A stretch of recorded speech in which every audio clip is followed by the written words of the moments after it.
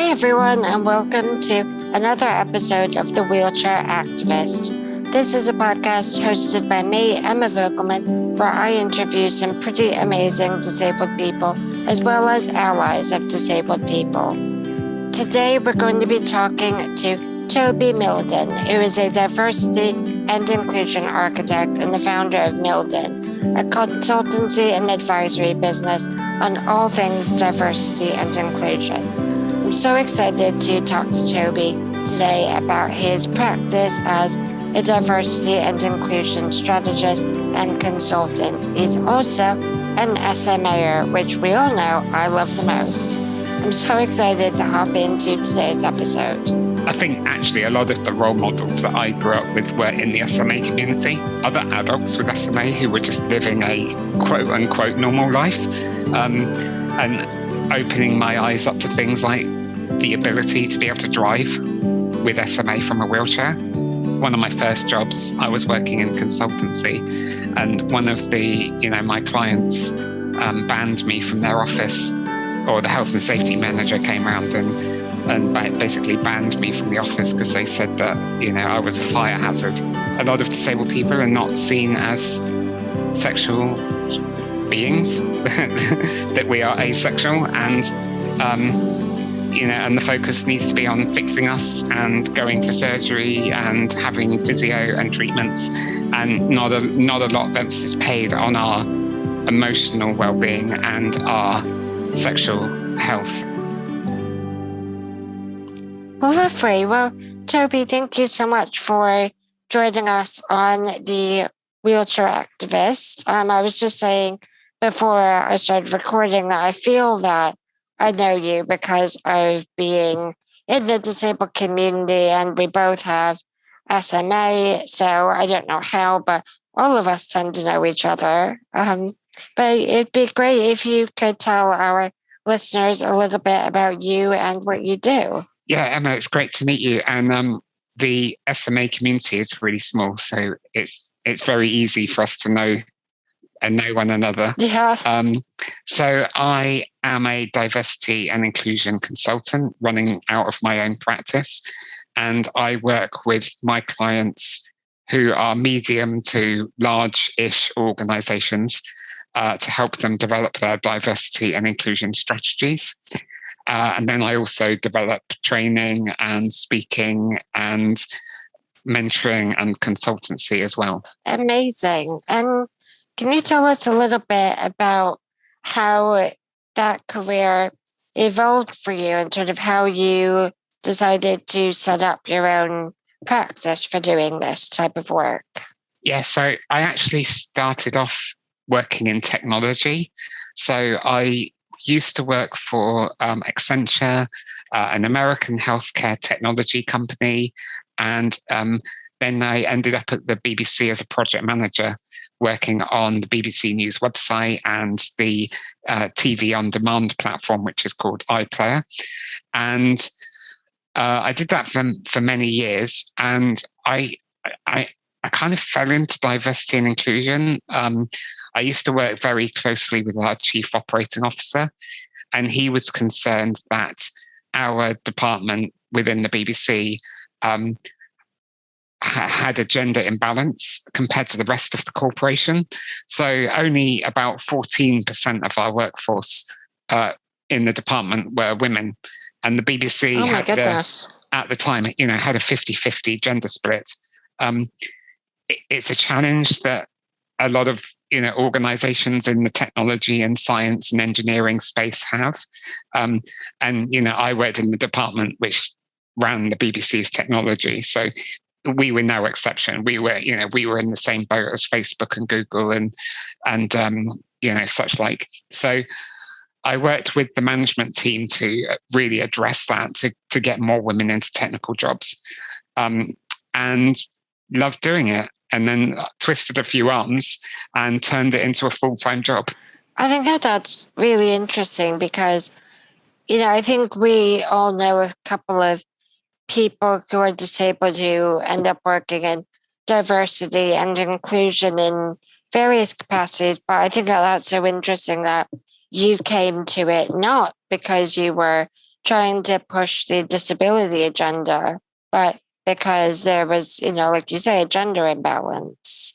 Yeah, that was my first introduction. It was looking at gender, and I was on a steep learning curve in learning the diversity and inclusion trade, and I suppose one of my first learnings was that actually diversity is a lot more than just women, or gender. So I worked with the senior leadership team to expand our strategy to look at other dimensions of diversity, and that then included race and ethnicity and disability and etc. I have a really big question that I ask all of my guests, and I'm aware it's a bit mean, but what does disability mean to you? So for me, one of the first things that comes to mind, and I don't know if this is really discussed in the States or not, you'll have to enlighten me, is the kind of the difference between the medical and the social model of disability. So, the medical model basically says that effectively, there's something wrong with me that needs to be fixed. And, that could be the SMA that we both have, and the focus is on what medical interventions are there, or therapies like the new gene therapies and physio and stuff like that. But then the social model says that actually, we could be disabled by barriers that are presented like physical barriers where there are steps where there should be a ramp or a lift, attitudinal barriers or procedural barriers. And so that's the first thing that comes to mind.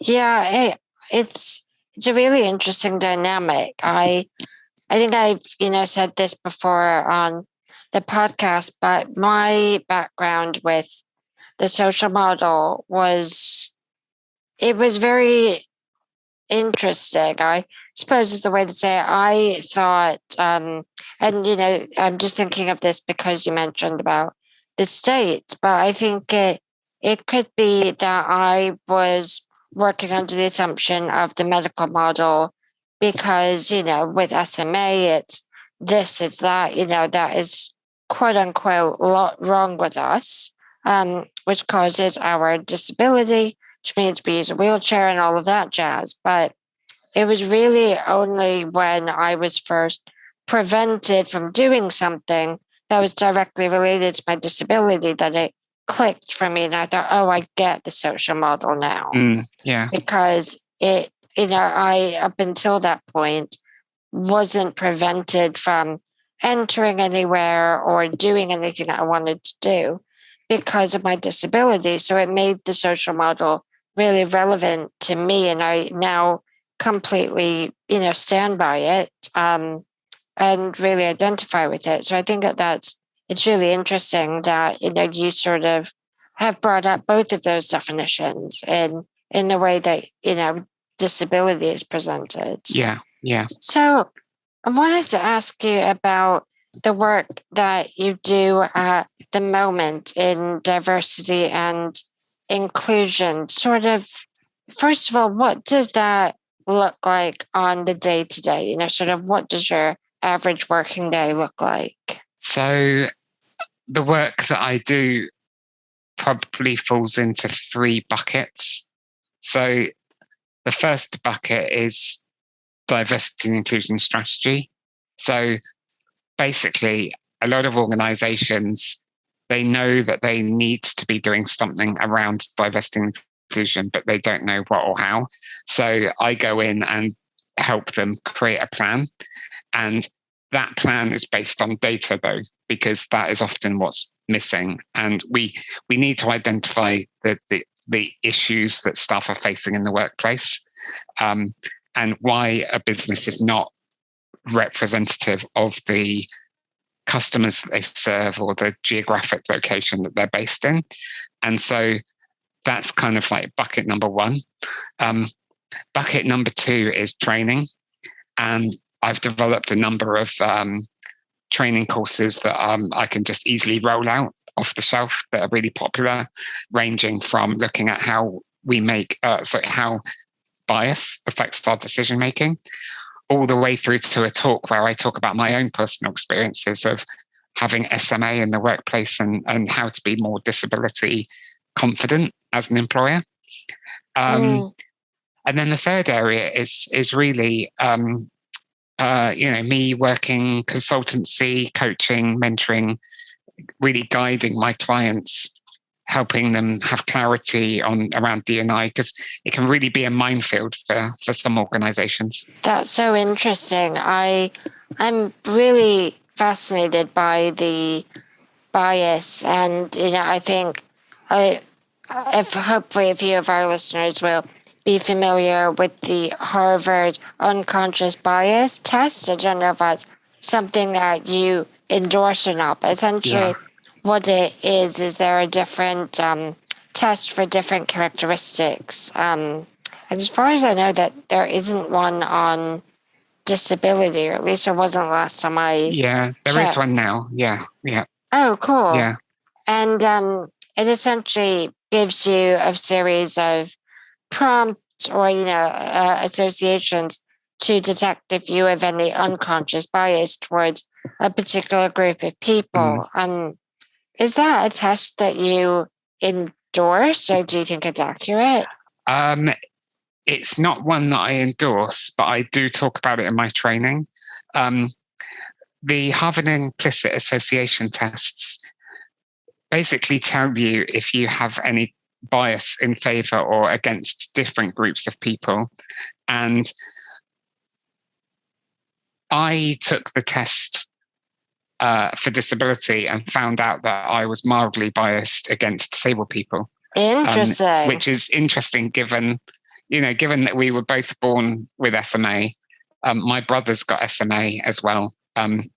I went to school with disabled kids. I've worked with loads of disabled people at work. The reason why that bias exists is because of the social conditioning.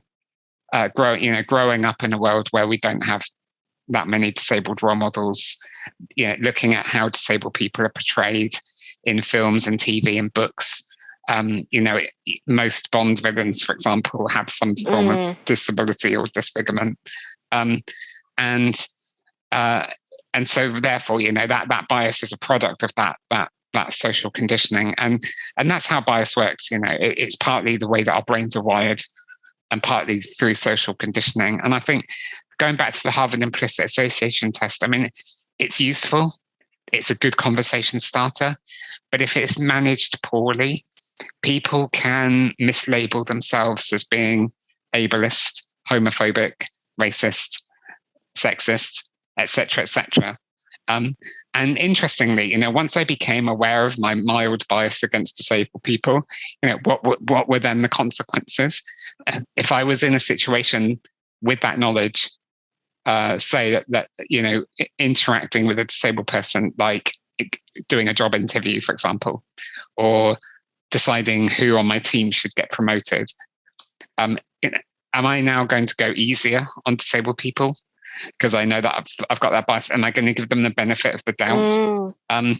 So it's useful. I prefer to use the Neuro Leadership Institute framework when I do bias training, which looks more at bias within decision making, and then ultimately how those decisions impact on other people and diversity or inclusivity as a result.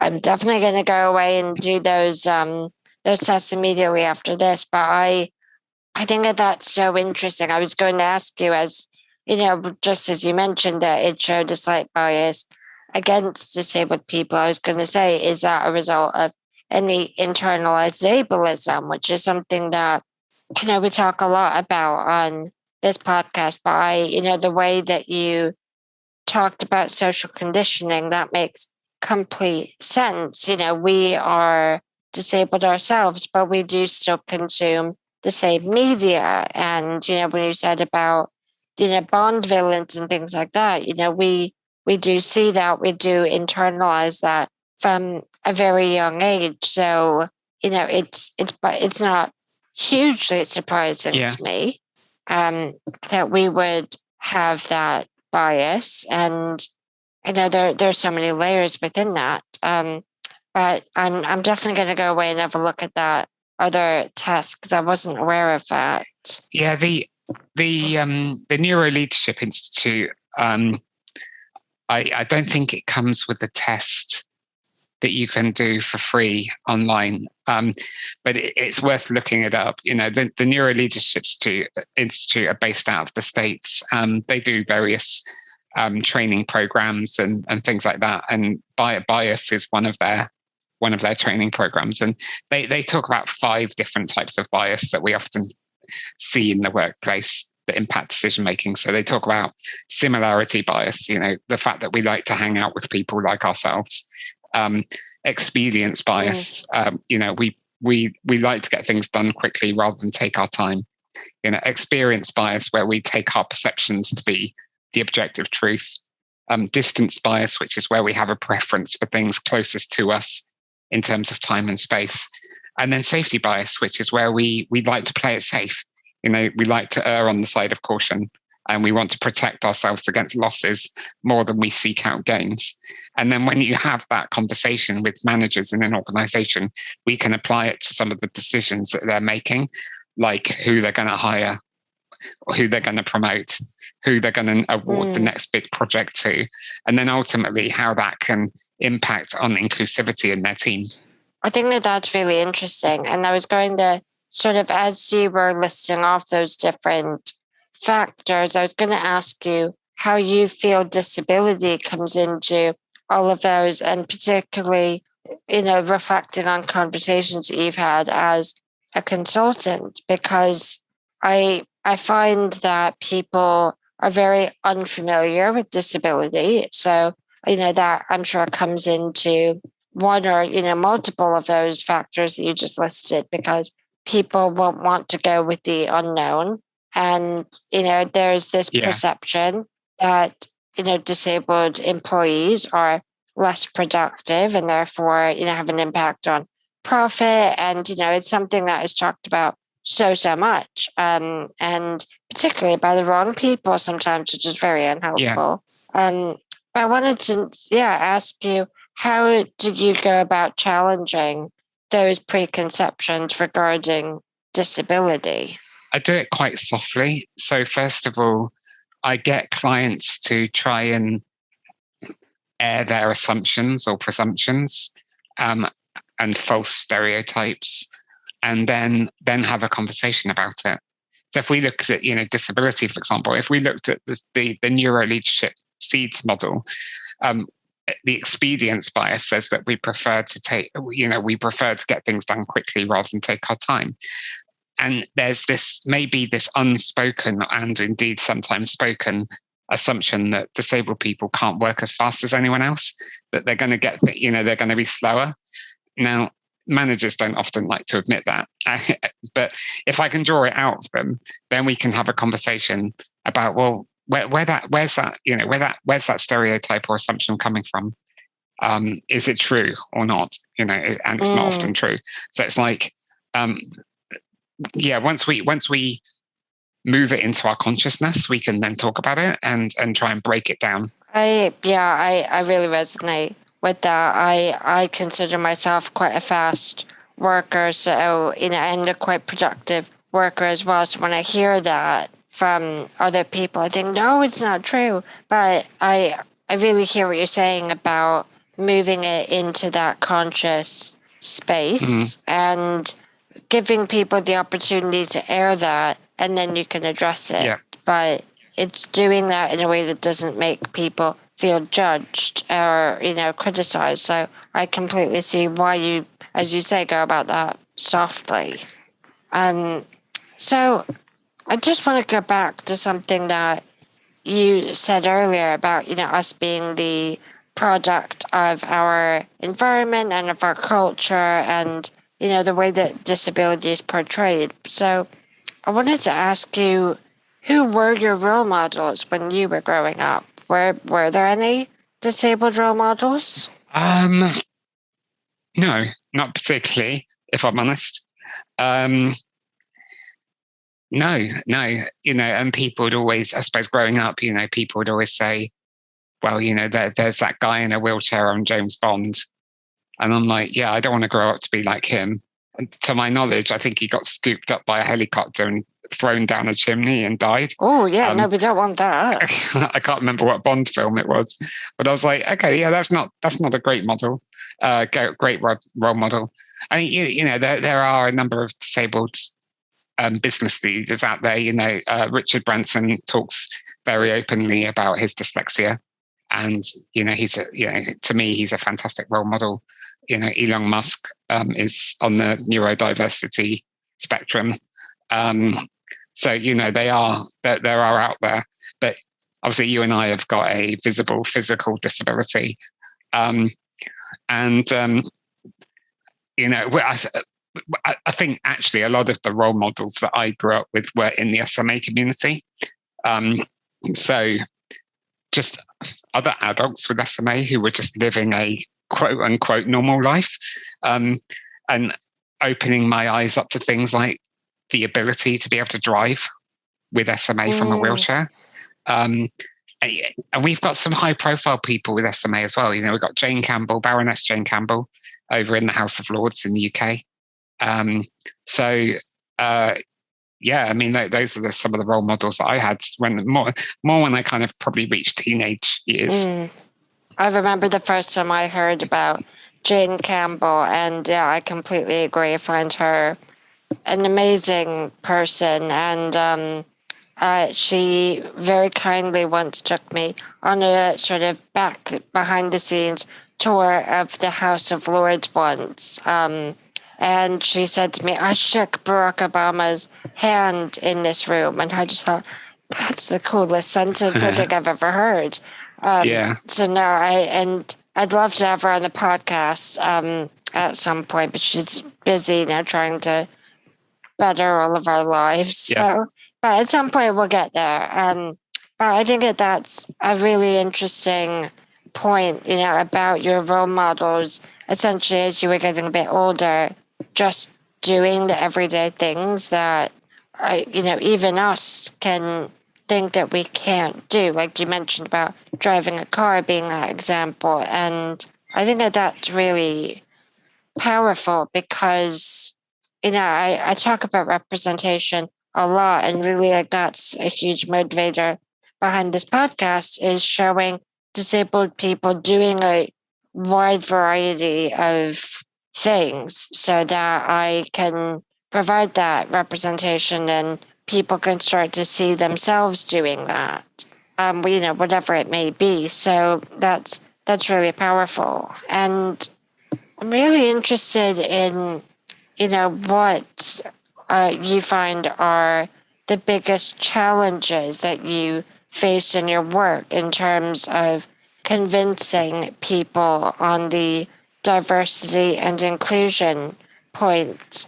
Because just before I'm recording this with you, I was recording another podcast episode with Chris Fry, who is a lawyer, and he talks about the challenge of convincing people of the commercial aspect of, you know, inclusion and equality. So how do you go about those barriers, and what are those barriers that you come across? The most common barriers are diversity and inclusion not being a high enough priority, that other things in business take priority. And I talk to loads of organizations, and there seems to always be something that comes along. A couple of years ago, it was Brexit. Then it was the pandemic. In a year or two, it will be something else. So I think one of the biggest challenges is really prioritizing diversity and inclusion, making sure it's prioritized by people at the top of the business. Because if the chief executive and the board of directors of a business are not talking about it with a sense of urgency and as a high priority, nobody else in the business is going to take it seriously. So first of all, it's that priority. The second thing is understanding and realizing that if an organization wants to do this properly, they're going to have to put resources, people, time, and money behind it. they can't do it on a shoestring, and um, and the benefits of doing diversity and inclusion well, will reap rewards for the organization. But the thing is, there has to be that commitment that people's time and budget is going to be invested in it as well. I completely agree. And it's something that, came up when I was having a conversation on this podcast with Jason Bates over at Tesco. And we talked about how Tesco, I think it was me who said this, really has put their money where their mouth is in terms of their commitment to diversity and inclusion, and particularly the way that they serve their disabled customers. I completely agree with you there that the resource needs to be there. It can't just be, it can't just be all talk. No. So that's really interesting. I wanted to ask you, you said that, you sort of ended up in diversity and inclusion almost, by accident. You said you started in tech and now you run your own company. Has anyone ever told you that you can't do the job that you're doing now? No. No, no one's ever said that to me. Well, that's really good. I'm so pleased. I think, people can subtly imply things, or, in my case, I was outright told, I won't be able to be a barrister because of X, Y, and Z, which, I didn't end up doing, but it sort of goes along those same lines. So I have had that though in previous jobs. When I was working at the BBC as I was a project manager in technology, and I wanted to move into production management and TV. I thought it would be sexier working in TV rather than, on a website or apps. And I kept coming up across these barriers, and they were often unspoken concerns. And it wasn't until I had a mentor who, was quite, forthcoming and basically said that, some people that I had been networking with to try and move into production management had a concern that I wouldn't be physically able to do the job. That if, for example, I had to go and do a TV show in the middle of a field somewhere, how would I get there in my wheelchair? And production assistants or managers are expected to also be able to help out and lift heavy camera equipment. How would I do that? And it was a lesson that I learned that basically, with those people, there was a lack of creativity in trying to flex the job. It's true that I would struggle to lift heavy camera equipment because our muscles don't work properly. However, there are other people on the team that could do that. And then I could do the bits that I could do, like work on a spreadsheet. And also, who said that I would work in a genre where I would have to film in the middle of a field or a middle of a desert? I could have a nice, cozy, I could work in the Newsnight studio, which is, lovely and warm in a basement in London.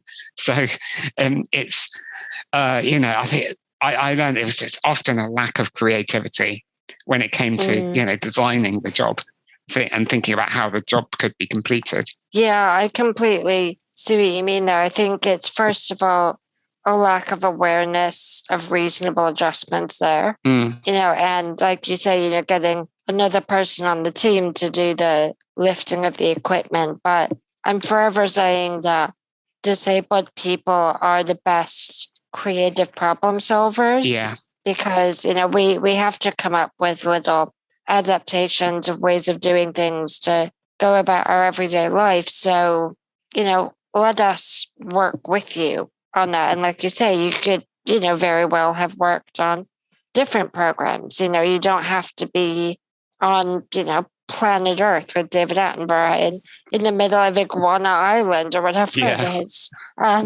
There's so many programs that the BBC makes that would be completely accessible. So, it's challenging when people make assumptions of what you can and can't do. Yeah.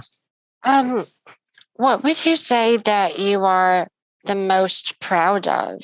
And that can be, career-wise, personal-wise, anything really. I think, there's been lots of achievements along the way. Since I started doing diversity and inclusion work at the BBC, I've seen things change and improve, and people getting jobs where they might have struggled beforehand, and that kind of thing. That always pleases me. I feel like I'm making a personal difference. Since running my own practice, I've been particularly proud of being able to write a book and get that published, and now it's an audio book as well. So, and that was one of the reasons why I left the corporate world. I wanted the freedom to do my own creative projects, like write a book, and I've got my own podcast and do lots of blogs and things like that. And so that's good. And people learn a lot from those things, and they say it's helpful on their own diversity and inclusion journey. And as my business grows, I'm working with more and more organizations, growing my team, and hopefully making more of an impact in the working world and reducing inequality in the working world. I think that's really amazing, and I completely understand what you mean about that creative freedom when you're not in my case, I always make it really clear that when I do things like this podcast, or if I'm interviewed by any media outlet in a personal capacity, I always have to sort of go, I'm not representing Scope here, I'm just representing me, even though so much of what I say Scope would 100% agree with. But it is always trying to make those barriers clear, which can be challenging at times. So I get what you mean. So I think it's also really interesting that you say that you're growing your team, and I'd love to know. And I say this because I know that you have recently, am I right? You've recently hired another SMAer. So I'm wondering, sort of your team. How are you building that? What do you see as the future for your practice? Yeah, so I appointed a guy called Louis, who's got SMA. Interesting. That's an interesting story in itself, because the person listening to us right now might go, hang on a minute, he's just recruited another guy with SMA. Isn't that even conscious bias going on right there? Exactly. It goes against one of those theories that you said about people hiring the ones who look like you. Exactly. And it's interesting, because I thought about this, because I was thinking, when we look at the neuro leadership model, as I mentioned earlier, we've got that similarity bias.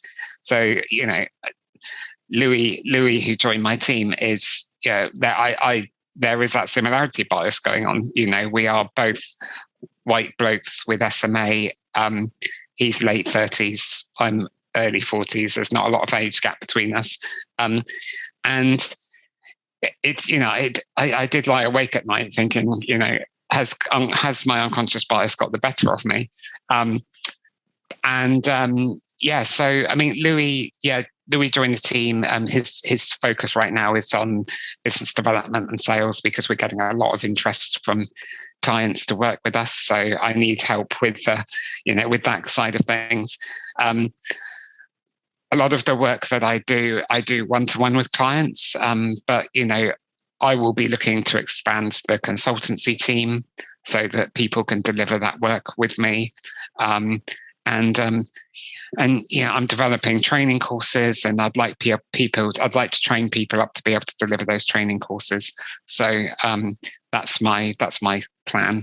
And I'm interested, when you're working with clients, do you more focus on their sort of recruitment and employee side of diversity and inclusion, or do you bring up anything around their customer base or their service users, and how, if they have a diverse workforce, they can better meet the needs and understand the needs, rather, of their consumers? So I cover everything.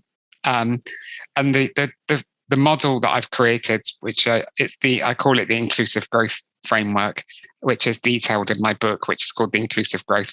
No, it's called inclusive growth. Covers 7 key areas, ranging from, first of all, getting clear on your business case for diversity and getting the data to support your strategy and developing your strategy, through to looking at creating inclusive employee journeys and experiences, through to how you communicate to the world in an authentic way that you are a diverse and inclusive place to work. So the model itself is very holistic, and that's deliberate because so many organizations and other consultants or other models focus on particular groups. So, they might have a focus on women in leadership or women in technology or people of an ethnic minority background, ignoring the fact that we've got this intersectional experience that, you can, I suppose, face multiple discriminations based on being, a woman who's disabled and Black versus me who's disabled, male, white, and gay. And a lot of organizations, I think, fail to acknowledge that intersectionality when they start putting their plans together. And that you just don't get, it's just not an efficient way of creating an inclusive culture. Yeah, I really hear what you mean there. I won't say who it was with, but I had a meeting with at the time, someone who was fairly prominent, and got just completely talked over and interrupted and sort of all of those things. And I went away thinking, is it because I'm disabled? Is it because I'm a woman? Or is it because I look somewhat young? People perceive me to be younger than I actually am. So it's that fun game of, why was I treated poorly? Let's, look at the different characteristics that I have. So I think that's, it makes so much sense that you approach it from, as you say, the holistic angle, as opposed to just focusing on one particular characteristic. Yeah, and like you were saying, do I focus on customer inclusion?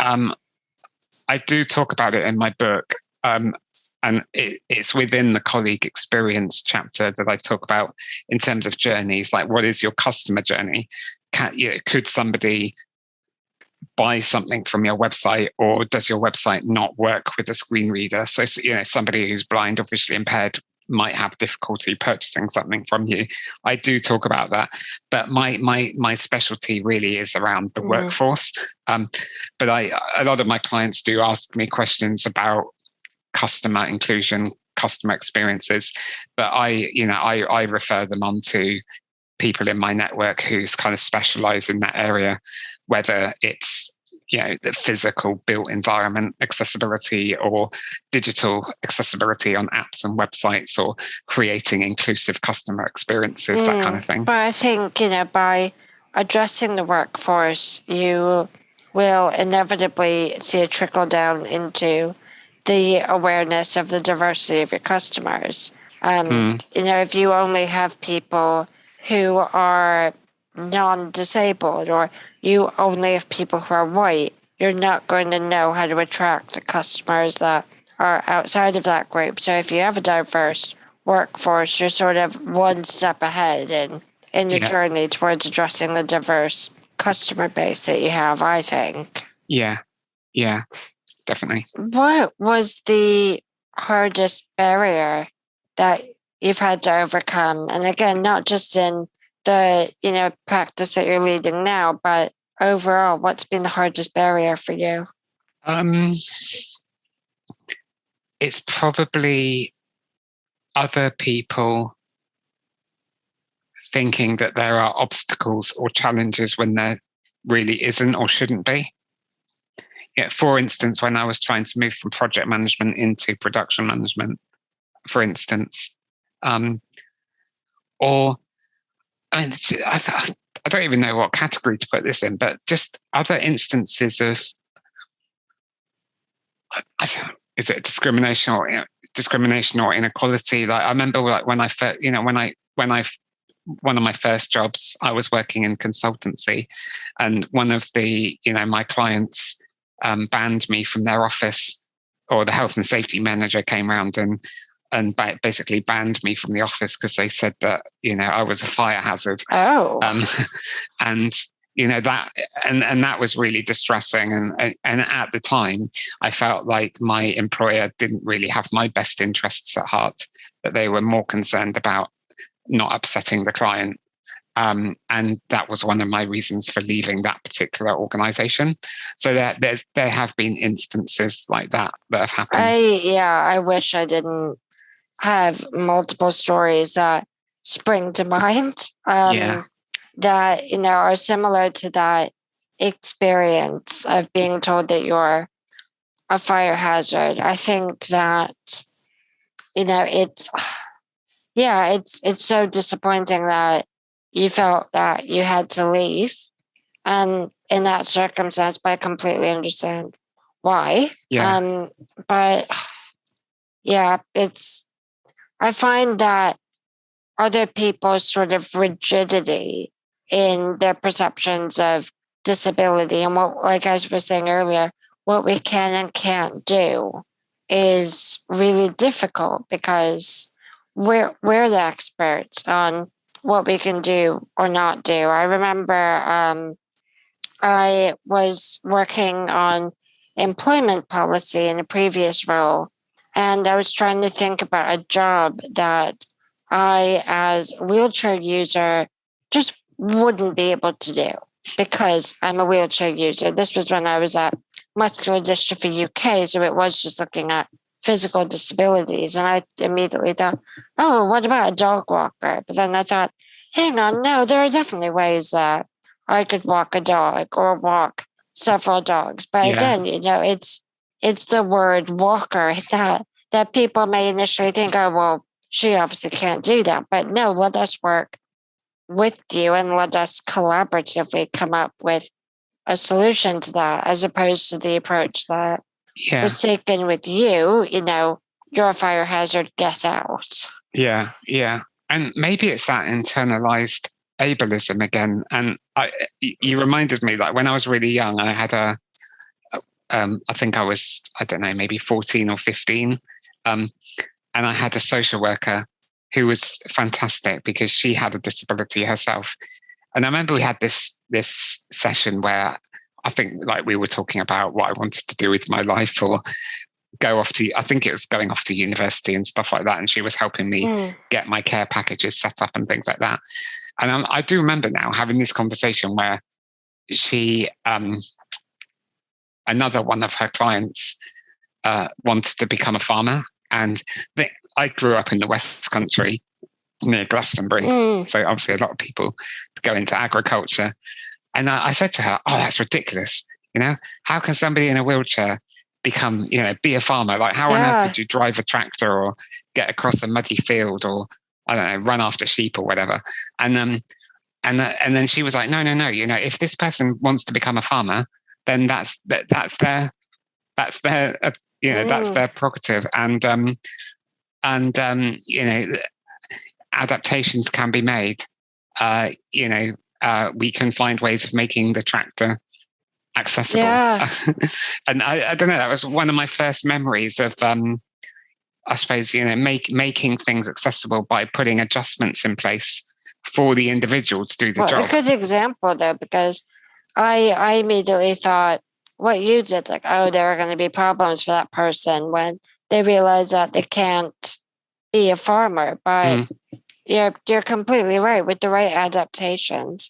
When I was working, again, in employment, but at that point I was sort of advising young disabled people with muscular dystrophy on sort of paths into employment. I had this mum who called me and said that her son wanted to be a train driver. So how could he get into that? And I thought, Jesus, I don't know. First of all, I know nothing about trains.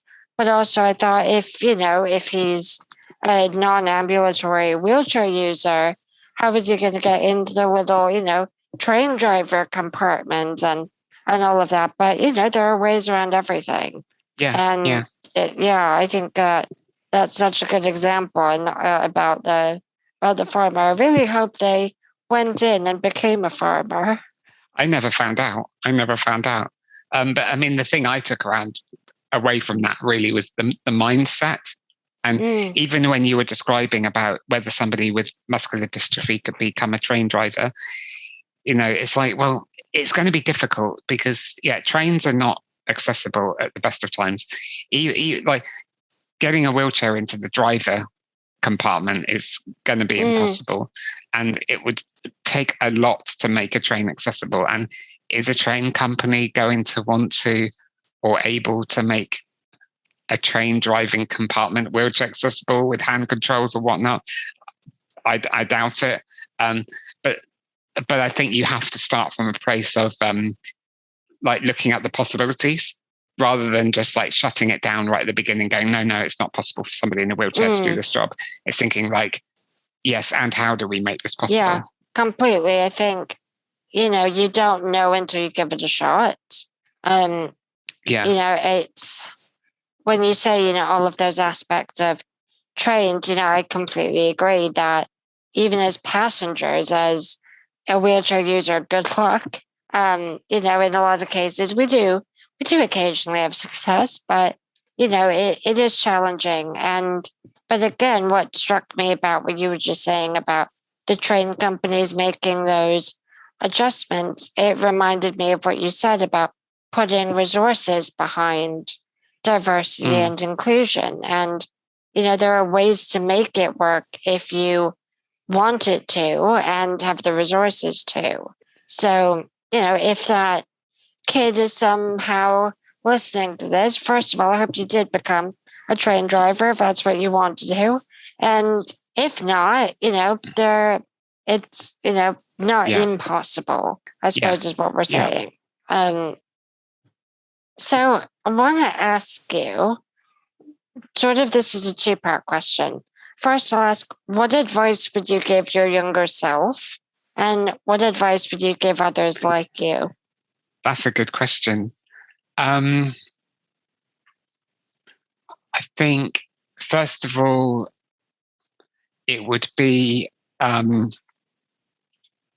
think the first bit of advice would be, like you're following the right path. And the thing is, the path might not lead where you think it's going to lead.